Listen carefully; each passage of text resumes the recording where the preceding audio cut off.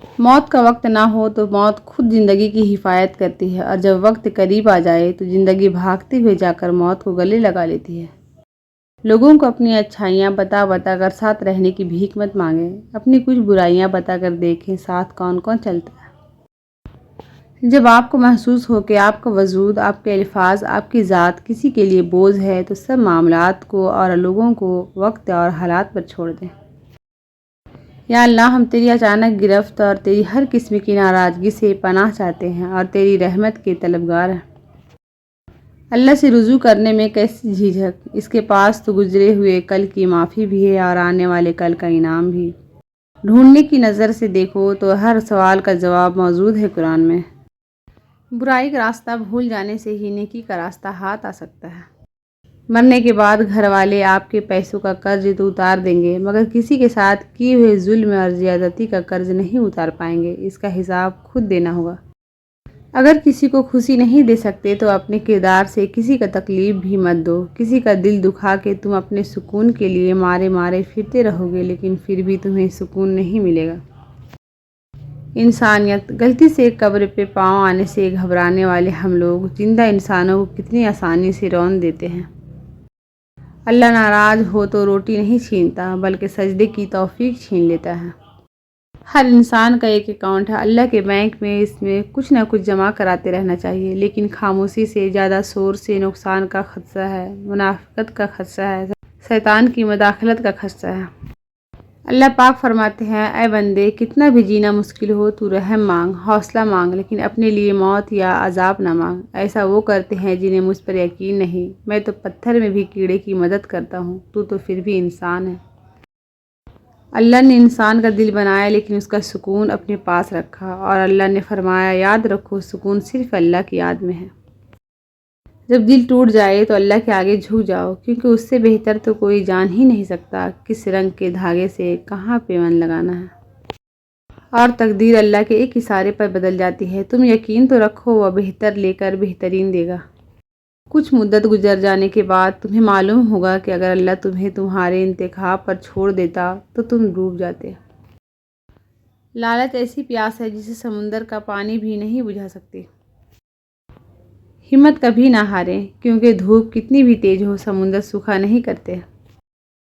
آنسو کا وزن تو نہیں ہوتا، پھر بھی ان کے گر جانے سے دل ہلکا ضرور ہو جاتا ہے۔ پرفیوم لگانے سے پہلے یہ بھی سوچا کرے کہ ہمارا اخلاق اور کردار تو بدبودار نہیں۔ انسان کا نصیب اتنی بار بدلتا ہے جتنی بار وہ اللہ سے رجوع کرتا ہے۔ اے اللہ، ہمیں صرف وہ بات کہنے کی صلاحیت دے جو صحیح ہو اور جس سے آپ ہم سب سے خوش اور راضی ہو جائیں، آمین۔ اللہ پر پورا ایمان رکھو، جن کا ایمان مضبوط ہوتا ہے ان کے لیے معجزے ہوتے ہیں۔ بانٹنے کی عادت ڈالیے، چیز بھی، جذبہ بھی اور خوشیاں بھی۔ جب اللہ کا کرم ہوتا ہے نا تو پھر وسیلے کیسے، کہاں اور کب بن جاتے ہیں پتہ ہی نہیں چلتا۔ یاد رکھو کہ اللہ کی یاد ہی سے دلوں کو سکون ملتا ہے۔ جو قرآن سے محبت کرتے ہیں اللہ ان سے محبت کرتا ہے۔ ذکر اللہ میں دوا بھی ہے، شفا بھی ہے۔ نماز اتنی ہی ضروری ہے جتنا کہ جینے کے لیے سانس لینا ضروری ہوتا ہے۔ اللہ پاک ہمیں سجدوں کی لذت عطا فرما، آمین۔ رات کو بغیر نماز کے سونے والوں، کبھی سوچا ہے صبح آنکھ قبر میں کھلی تو کیا کرو گے؟ یا اللہ ہم سب کو 5 وقت کی نماز پڑھنے کی توفیق دے، آمین۔ کسی کے پاس کھانے کے لیے ایک وقت کی روٹی نہیں اور کسی کے پاس کھانے کے لیے وقت نہیں۔ کوئی اپنوں کے لیے روٹی چھوڑ دیتا ہے اور کوئی روٹی کے لیے اپنوں کو چھوڑ دیتا ہے۔ یہ دنیا بھی کتنی نرالی ہے۔ اپنی اچھائی پر اتنا بھروسہ رکھو، جو تمہیں کھوئے گا وہ روئے گا۔ جو آپ کو نماز کی نصیحت کرتا ہے اور آپ کو نماز کی ترغیب دیتا ہے وہی آپ سے سب سے زیادہ پیار کرتا ہے۔ نماز اور قرآن سے تعلق بنا لیجئے، جوانی بار بار نہیں ملا کرتی۔ کتنے بھی بڑے اسکول یا کالج میں پڑھو، لیکن انسان بننے کے لیے قرآن پڑھنا ہی پڑے گا۔ جو شخص بیٹی کے پیدا ہونے پر خوشی کرے تو وہ خوشی کرنا 70 بار خانہ کعبہ کی زیارت کرنے سے افضل ہے۔ ماں کی آواز سکون دیتی ہے، چاہے وہ فون پہ بھی کیوں نہ ہو۔ ماں کے بعد اگر کوئی سب سے زیادہ دعائیں دینے والا ہے تو وہ بہنیں ہوتی ہیں۔ نبی اکرم صلی اللہ علیہ وسلم نے فرمایا کہ ماں کا حق ادا کرتے رہو، قسم ہے اللہ کی اگر تم اپنا گوشت کاٹ کر اسے دے ڈالو جب بھی اس کا چوتھائی حق ادا نہ ہوگا۔ جو مل رہا ہے وہی تمہارے لیے بہتر ہے، تم نہیں جانتے لیکن دینے والا خوب جانتا ہے۔ جتنا زیادہ سوچو گے اتنی زیادہ اذیت میں رہو گے، یا تو اپنے آپ کو مضبوط کر لو یا مصروف کر لو۔ عجیب بات ہے کہ ہم کالے جادو سے تو بہت ڈرتے ہیں مگر اپنے کالے اعمال اور کرتوت سے بالکل نہیں ڈرتے۔ ماں باپ کی تکلیف کو نظر انداز مت کیجیے، یہ جب بچھڑ جاتے ہیں تو ریشم کی تکے پر بھی نیند نہیں آتی۔ سب کو چھوڑ دینا لیکن اللہ کو نہ چھوڑنا، کیونکہ ایک وقت وہ بھی آئے گا جب سب چھوڑ دیں گے تمہیں، تب اللہ ہی یاد آئے گا۔ شرک کے بعد بدترین گناہ اللہ کے مخلوق کو تکلیف پہنچانا ہے۔ ہر اذیت کے ایک معینہ مدت ہوتی ہے جس کے گزر جانے کے بعد نہ تو درد کی شدت پہلے جیسی رہتی ہے اور نہ اسے سہنے والا انسان پہلے جیسا رہتا ہے۔ جھگڑوں سے کچھ حاصل نہیں ہوتا، دونوں گروہ کچھ نہ کچھ کھو دیتے ہیں، اگر کچھ نہیں تو اپنا احترام ضرور کھو دیتے ہیں۔ انسان کی قدر اس کی زندگی میں کرو، مرنے پر تو غیر بھی کاندھوں پر اٹھا لیتے ہیں۔ انسانوں کو چہروں سے نہیں دلوں سے پہچانا جاتا ہے۔ اگر آپ دوسروں کے لیے اچھا سوچ رہے ہیں تو ایسا کیسے ہو سکتا ہے کہ وہ رب آپ کے ساتھ برا ہونے دے؟ کچھ تکلیفیں ایسی ہوتی ہیں جنہیں معاف تو کیا جا سکتا ہے مگر پہلے والا تعلق کبھی نہیں بنایا جا سکتا۔ ماں اور بیوی دونوں ہی عزت و احترام کے حقدار ہیں، کیونکہ ایک آپ کو دنیا میں لائی ہے اور دوسری ساری دنیا چھوڑ کر آپ کے پاس آئی ہے۔ مرد کی پہچان کبھی بھی اس کے پیسے یا خوبصورتی سے مت کرنا، کیونکہ خوبصورتی وقت کے ساتھ اور پیسہ قسمت کے ساتھ ختم ہو جاتا ہے، لیکن جس کی نظر میں تمہارے لیے عزت ہے اور اگر زبان سے تمہیں رسوا نہیں کرتا، غلط الفاظ نہیں کہتا، تو جان لو وہی اصل مرد ہے۔ حقیقت ہمارا اچھا ہونا، کسی کی پرواہ کرنا، رونا دھونا، چیخنا چلانا، دعائیں کرنا، مصروفیت ترک کرنا کوئی معنی نہیں رکھتا، لوگ اپنے حساب سے چلتے ہیں۔ آپ کی طرف وہی آئے گا جس کی روح میں آپ کی روح کا ایک حصہ موجود ہوگا۔ فجر کی نماز کو معمولی نہ سمجھو، یہ وہ وقت ہے جب رب اپنے بندوں کو نیند کی راحت سے جگا کر اسی پر اپنی رحمتوں کا بارش کرتا ہے۔ یا اللہ مجھے لوگوں کی حقیقت نہ دکھا، اس سے فقط میرا دل جلتا ہے، مجھے خاموشی سے میری لا علمی میں ان کے سر سے محفوظ فرما، آمین۔ رومی کہتے ہیں جب زندگی میں تنہا ہو جاؤ تو جان لو کہ تمہارا رب تمہارے ساتھ وقت گزارنا چاہتا ہے اور اسی لیے اس نے سب کو تم سے دور کر دیا۔ نماز میں جماعی روکنا، رسول اللہ صلی اللہ علیہ وسلم نے فرمایا جب تم میں سے کسی شخص کو نماز میں جماعی آئے تو وہ جتنا اس کے بس میں ہو اس کو روکے، کیونکہ شیطان اندر داخل ہوتا ہے۔ تمہارا بہترین دین پرہیزگاری ہے۔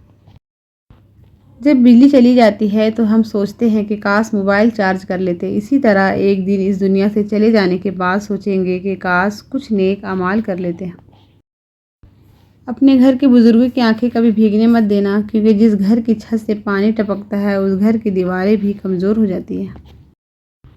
الحمدللہ کہنے کی عادت ڈالو، کیونکہ اللہ شکر گزاروں سے بڑی محبت کرتا ہے۔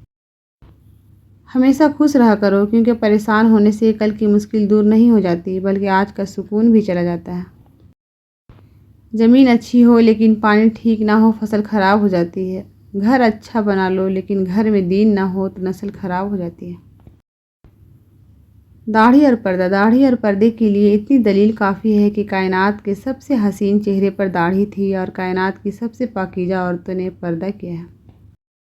کوشش کرے کہ لوگوں کے روح کو زخمی نہ کرے، کیونکہ جسم کے زخم کے ہزاروں دوائیاں، ہزاروں طبیب مل جاتے ہیں مگر روح کے طبیب بازار سے نہیں ملتے۔ حقوق العباد کا خاص خیال رکھیں۔